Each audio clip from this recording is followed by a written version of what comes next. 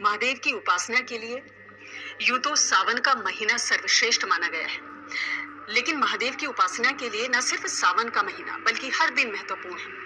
मन में भोले की भक्ति हो, जुबान पर हर दिन महादेव का जयकारा हो, तो किसी भी दिन उस डमरू वाले की कृपा हो सकती है। दोस्तों, शिव को जाने बिना इस ब्रह्मांड के, इस प्रकृति के रहस्यों को जानना असंभव है। ज्ञान रूपी वेद है शिव। जो भी बोलते हैं वही जीवन का मूल सूत्र है, वही सत्य है, या ये कहें जो सत्य है वही शिव है। प्रेम, करुणा, स्नेह का भंडार है।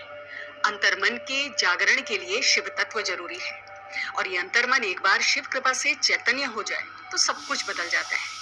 शिव साधना है, ध्यान है, योगी है, और इससे भी परे है। शरीर, मन, बुद्धि से परे आत्मा की यात्रा है शिव। तो देवों के देव महादेव शिव की निरंतर उपासना, उनकी भक्ति जब एक मनुष्य करता है तो शिव जी की अलौकिक शक्तियों से, उनकी कृपा से युक्त हो जाता है। और शिव पूजन के लिए जरूरी नहीं कि आप ज्यादा समय इनकी पूजा में दें या अधिक से अधिक सामग्री चढ़ाएं। शिव महापुराण के अनुसार अगर आप पूरे मन से, प्रेम से शिव जी का पूजन करते हैं, उन्हें एक लोटा जल नित्य अर्पित करते हैं, तो अद्भुत कृपा शिव की आप पर होती है। भगवान शिव मात्र एक लोटा जल से, बेलपत्र से और मंत्र जप से ही प्रसन्न होने वाले देव हैं। तो आज इस वीडियो में हम बात करेंगे कि भगवान शिव को नित्य एक लोटा जल चढ़ाने से, नित्य शिव पूजन करने से कौन कौन सी शक्तियां ऐसे व्यक्ति के साथ चलती हैं, और एक भक्त के जीवन में ऐसा क्या बदलाव आता है। और विशेषकर सावन के महीने यदि कोई महादेव को सिर्फ एक लोटा जल शिवालय में जाकर अर्पित करता है तो क्या चमत्कार व्यक्ति के जीवन में होते हैं। तो आइए इसी विषय में आज चर्चा करते हैं। तो सबसे पहली जो कृपा है वो तो भगवान शिव की ही प्राप्त होती है, और एक शिव साधक के जीवन में किसी भी प्रकार का शोक, भय, अभाव नहीं रहता है। मनुष्य को जीवन के प्रत्येक क्षेत्र में सफलता मिलती है। बाबा भोलेनाथ की कृपा से रोग से मुक्ति होती है, और भगवान शिव कुबेर के अधिपति हैं, तो गृहस्थ जीवन में आर्थिक संपन्नता भी रहती है। आध्यात्मिक उन्नति व्यक्ति की होती है। तो वो अन्य शक्तियां जो भगवान शिव की कृपा से एक शिव भक्त के साथ चलती हैं, उनमें जो पहला नंबर आता है वो है शिव जी के गण, जो एक शिव भक्त की रक्षा करते हैं।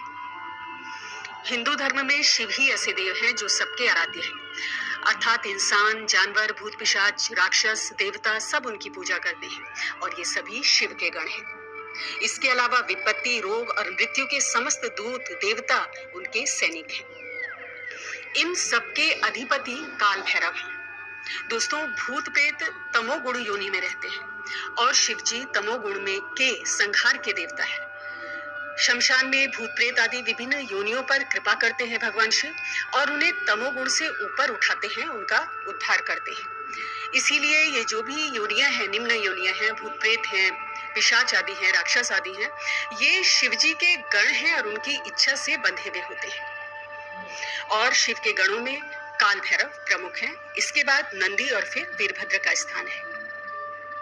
तो एक शिव भक्त के जीवन में बाबा भैरव की विशेष कृपा रहती है, और भगवान भैरव भगवान शिव का ही पूर्ण रूप है, उन्हीं का अवतार है।